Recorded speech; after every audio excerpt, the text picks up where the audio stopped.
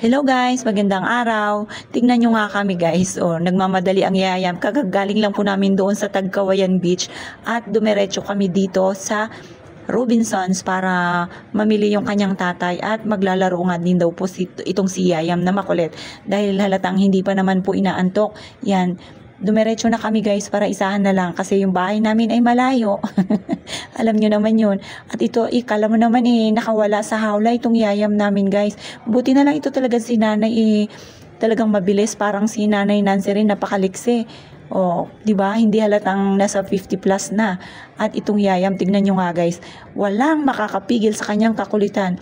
Pagpasok dito sa Robinsons, dito kaagad ang diretso. Akala mo alam na alam kaagad ang pupuntahan. Ang bata nga naman talaga, hindi mo mapipigilan ang kakulitan. Talagang guys, gusto na mag-explore at yan, tinutulungan na nga ni nanay. Sinamahan na ni nanay sa loob ng playground guys. Kasi nga po, delikado pang mag-aakit-akit sa kanya. Hindi niya pa po kaya yan. Feeling niya lang guys, ikaya niya na. Kasi nga, talagang gustong-gusto niya nang umakyat. At ayan, tinutulungan nga po ni nanay. Pero kahit na pinagmamasdan ko nga sila guys, parang nag-enjoy din tong si nanay. At sabi nga ni nanay guys, picturean ko nga raw po talagang at nakasunod-sunod sa kanya, doon sa hindi kanya napapagod. Iwan ko lang. May mga Baka apo mamaya si nanay hindi lang na talaga ni nanay pinapalata na napapagod na rin siya. Kaya may iba-iba na yung kanyang mga pinangahawakan dyan. At napansin ko nga po, halos wala rin siyang pakialam kung sino yung mga kasama niya dito sa loob. Basta siya, naglalaro mag-isa. At habang bising-busy po silang dalawa doon ni nanay sa loob guys, talaga namang iniwan ko na nga rin po dahil nag-CR lang po ako saglit. At ayan, pagbalik ko guys, naghihilahan na naman sila. Itong si Yayam guys, gusto na namang lumabas. Ay, naku, wala na namang magagawa si nanay dahil super lakas talaga nitong si Yayam kung saan pumunta doon. Doon sila gustong, yun talaga yung nasusunod guys, yun ang gusto niyang puntahan. At ayan, sabi ko nga po, mag-joyride muna sila, sumakay muna sila dyan sa tren.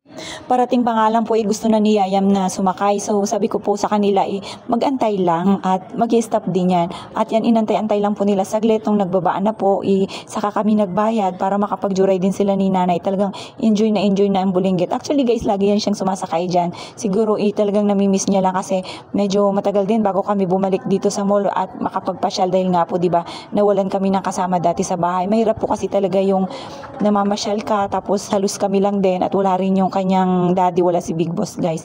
At yun, habang nandun sila guys, nag-ikot-ikot na sila sa ground floor dito sa mall. Ako naman dito, lumapit ako dito sa may lutuhan guys. Bumili nga rin po ako ng scratch dyan. Yung malay mo, swertehin tayo guys. Kaya lang, wala nga po. Kaya ayan, tinapos ko na nga lang rin po at nagtaya-taya na ako. Hindi ko pa nga po alam kung sana iswertehin. So, ayan na sila guys. Si nanay at si Yayam still nandun pa rin ulit. Bumalik na naman sila sa loob guys. Talaga naman, sabi nga ni nanay, ito talagang si Yayam, napakagastos. Buti na nga lang guys, isa lang yan. Talagang super gastos po talaga at hindi pa mahilig or hindi pa siya marunong magtuturo-turo.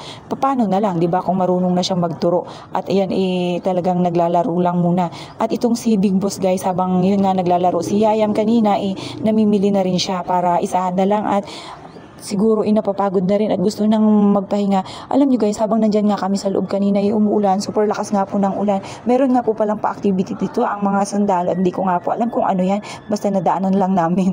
At yan nga guys, yung sasakyan namin andun pa sa kabila.